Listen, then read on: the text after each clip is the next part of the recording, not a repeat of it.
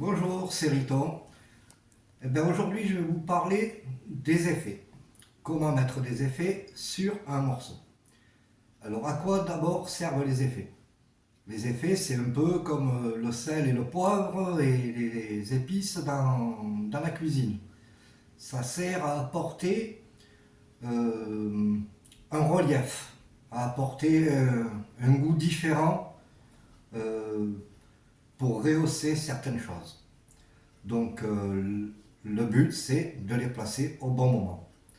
Ensuite, quels effets à quels endroits? Alors ça, c'est à vous de choisir les effets que vous voulez mettre et où vous voulez les mettre. Donc, je vais vous montrer quelques exemples et ensuite ce sera à vous de répéter ça chez vous et de trouver ce qui vous convient le mieux. Voilà. Donc là, je vais vous montrer avec le contrôleur et l'ordinateur. On va d'abord commencer par les effets que vous avez directement sur votre contrôleur, c'est-à-dire les BitFX, les SmartFX, et je ferai une autre vidéo pour vous montrer les effets avec des pads FX. Voilà, donc là on va partir sur les effets normaux. Donc vous avez, alors on va mettre un peu de musique, mettre le son, c'est mieux. Vous avez le premier effet qui est le filtre en passe bas et passe haut. Vous voyez que c'est pas du tout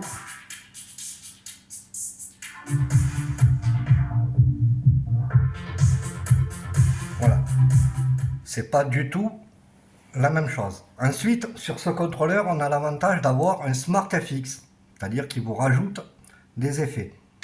Voilà, j'appuie là-dessus, je fais Shift et sur l'écran, vous voyez qu'on peut avoir différents effets supplémentaires. Alors on va prendre le premier, le Phantom Echo. Donc sur un morceau, vous mettez un Phantom Echo. Donc on met la musique. Phantom Echo.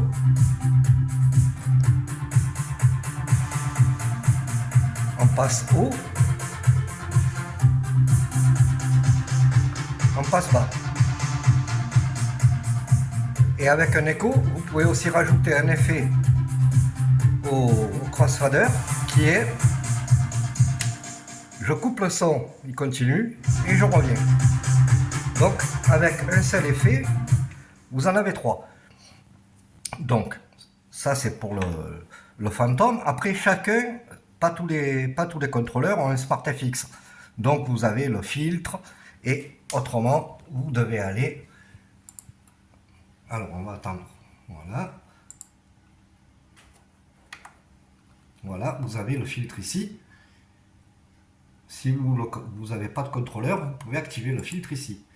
Voilà, comme ça. Donc, ensuite, vous avez d'autres effets. Admettons, vous utilisez votre BitFX. BitFX, c'est exactement pareil que SmartFX, à part que vous en avez beaucoup plus. Voilà. Donc on va en prendre un, on va prendre le Spiral par exemple, et on va envoyer le son. Et le Spiral, vous l'activez par le bouton Release FX.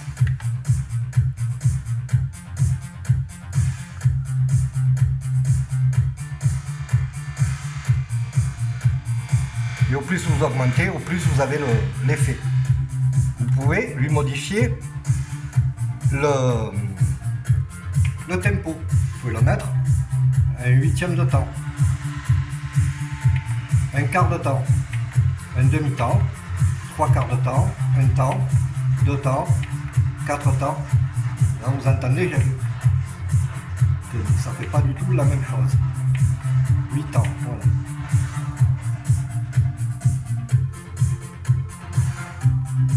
Vous pouvez aussi les cumuler. Vous pouvez mettre votre bite fixe avec le filtre.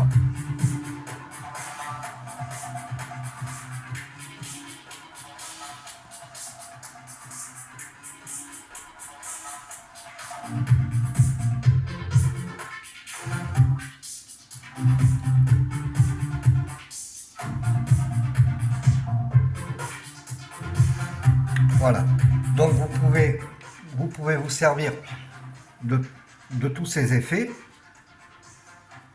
pour améliorer votre morceau. Ensuite, comment les placer? Comment placer un effet?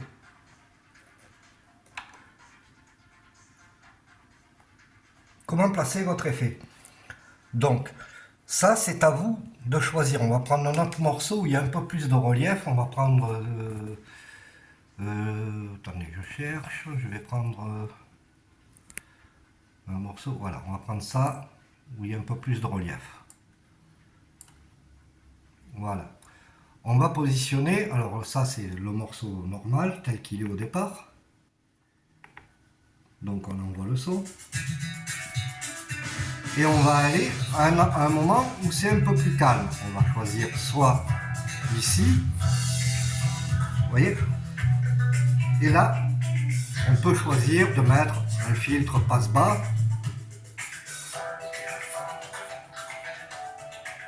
Ça apporte un peu de relief. On peut mettre Smart FX. On va choisir par exemple le noise, qui fait un effet bruitage de vent et qui peut faire aussi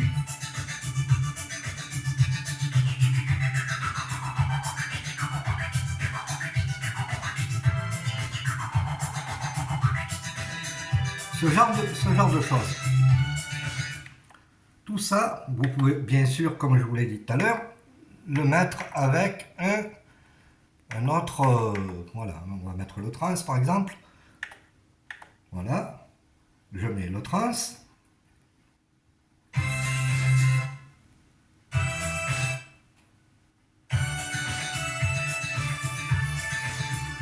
Que vous pouvez cumuler avec un Smart FX.